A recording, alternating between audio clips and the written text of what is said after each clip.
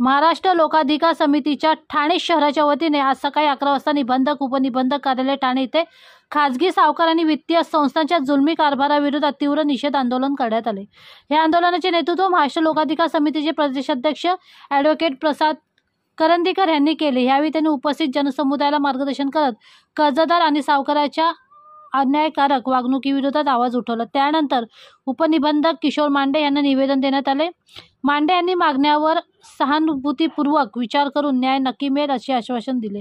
या प्रसंगी महाराष्ट्र प्रदेश नेते वाघमारे सर, लोखंडे सर, प्रदेश संघटक मधुकर मोरे, माजी जिल्हाध्यक्ष धनाजी सुरोसे, ठाणे जिल्हा प्रमुख सचिन यादव, ठाणे शहर प्रमुख राजेश बामणे, रिपब्लिकन सेना ठाणे जिल्हा प्रमुख व ज्येष्ठ पत्रकार आबासाहेब चास्कर, सामाजिक कार्यकर्ते रामेश्वर बचाटे तसेच ओबीसी पॅन्थरचे महाराष्ट्र प्रदेश प्रतिनिधी सिद्धांत चास्कर आदी मान्यवर उपस्थित होते। कार्यक्रमादरम्यान सचिन यादव, राजेश बामणे यांनी कार्यकर्त्यांना संबोधित करत अन्यायाविरुद्ध लढा अधिक तीव्र करण्याचे आवाहन केले। तर आबासाहेब चास्कर आणि धनाजी सुरोसे यांनी शासकीय व्यवस्थेला जाब विचारत प्रशासनाच्या दुर्लक्षावर कठोर टीका केली। या आंदोलनात महाराष्ट्र लोकाधिकार समितीचे असंख्य पदाधिकारी कार्यकर्ते मोठ्या संख्येने सहभागी झाले होते। आंदोलन शांततेत पार पडले असून प्रशासनाला निवेदन सादर करण्यात आले। रिक्षावाले बघितलं असेल तुम्ही, टू व्हीलर वाले बघितलं असेल, डायरेक्ट त्यांच्याकडे गाड्या उचलल्या जातात। ठीक आहे, हरकत नाही, 1 महिन्याचा 2 महिने त्यांनी हप्ता भरला नसेल, परंतु ते गाड्या घेऊन ते स्वतः विकून त्यांना काही मुदत देतात। परंतु या कोरोनाच्या संकटमध्ये अजूनही लोक सावरलेले नाहीत आणि त्यामुळे आम्ही माझा हा या ठिकाणी आलेला जो अनुभव या ठिकाणी मी शेअर केला, त्याबद्दलही आपण या उपनिबंधक कार्यालयाच्या वतीने मला काही न्याय मिळेल का याची मी अपेक्षा करतो आणि इथेच थांबतो। जय हिंद, जय भारत।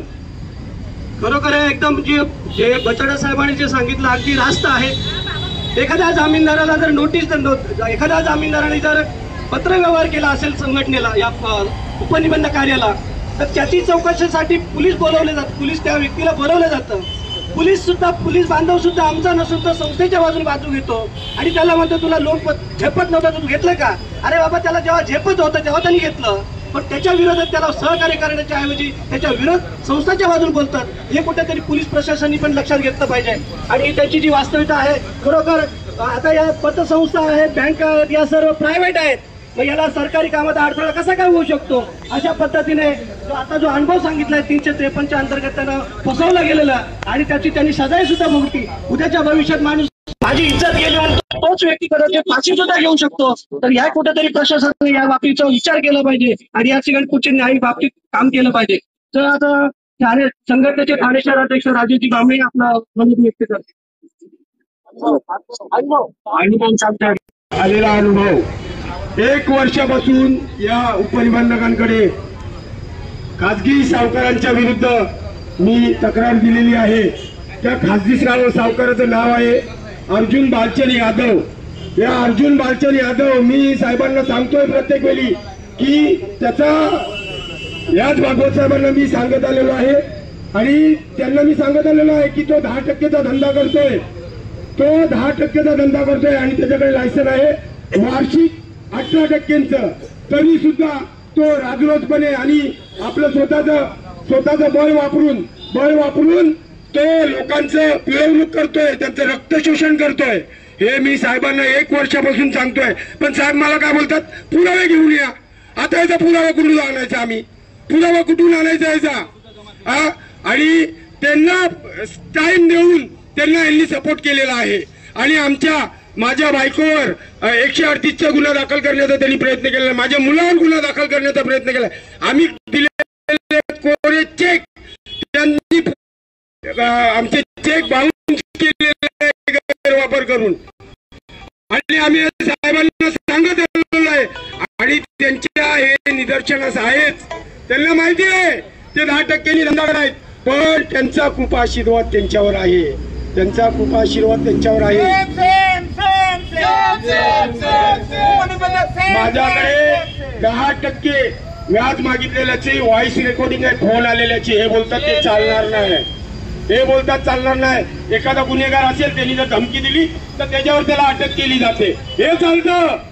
पण आमच्याकडे त्या सावकारांनी 10%ची मागणी केलेली आहे, ते चालणार नाही।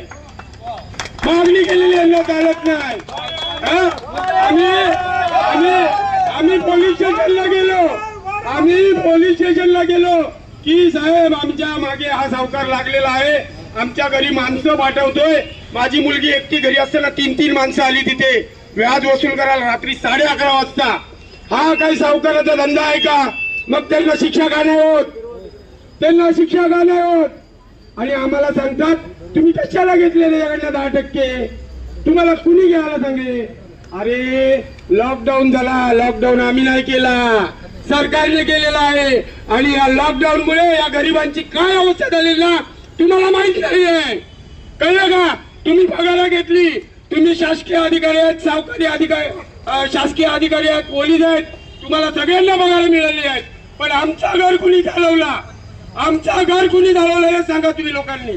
हा आणि मग आमच्या लोकांनी घेतले कर्ज, नाईलाजास्तव कर्ज घेतले. पण ह्याची ही शिक्षा देणार का आम्हाला? हा लावा 2 पेपरच्या आधारावर त्याचं लायसन्स रिन्युअल करून दिले, 2 पेपरच्या आधारावर. हा आणि मधलं यांच्याकडे पेपरच नाहीत त्यांचे.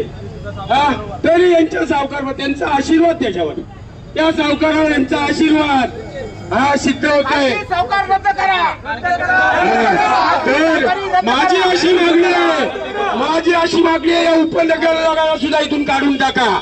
हे चोर आहेत, उपनिबंधक चोर आहे.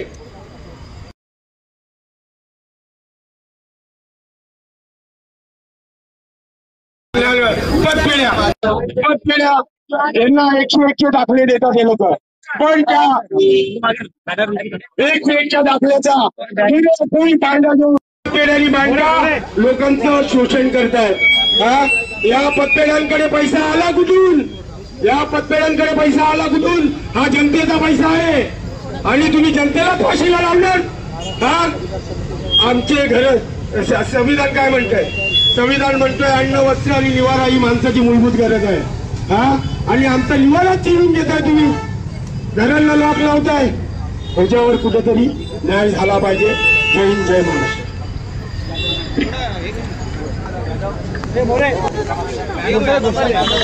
जी दिवसेंदिवस वाढत चाललेली खाजगी सावकारी आहे आणि त्या खाजगी सावकारांकडून सर्वसामान्य जे लोक पैसे घेतात गरजेला त्यांच्याकडून त्यांच्यावरती होणारे अनन्वित अत्याचार आहेत, त्याबाबतच्या तक्रारी आम्ही ह्या खाजगी सावकारांचे सहाय्यक निबंधक यांना दिलेल्या होत्या. गेले 1 वर्ष आम्ही त्यांचा पाठपुरावा करतोय, पण या निबंधक कार्यालयातील भागवत आणि मांडे यांनी खाजगी सावकारांना पाठीशी घालण्याचं काम केलेलं आहे. आता हे पाठीशी घालण्याचं काम करतायत ते जनतेच्या, समाजाच्या आणि यातील सत्ताधारी नेत्यांच्या निदर्शनाला आणण्यासाठी आज आम्ही या ठिकाणी यांना जाग आणण्यासाठी हा मोर्चा आणलेला आहे.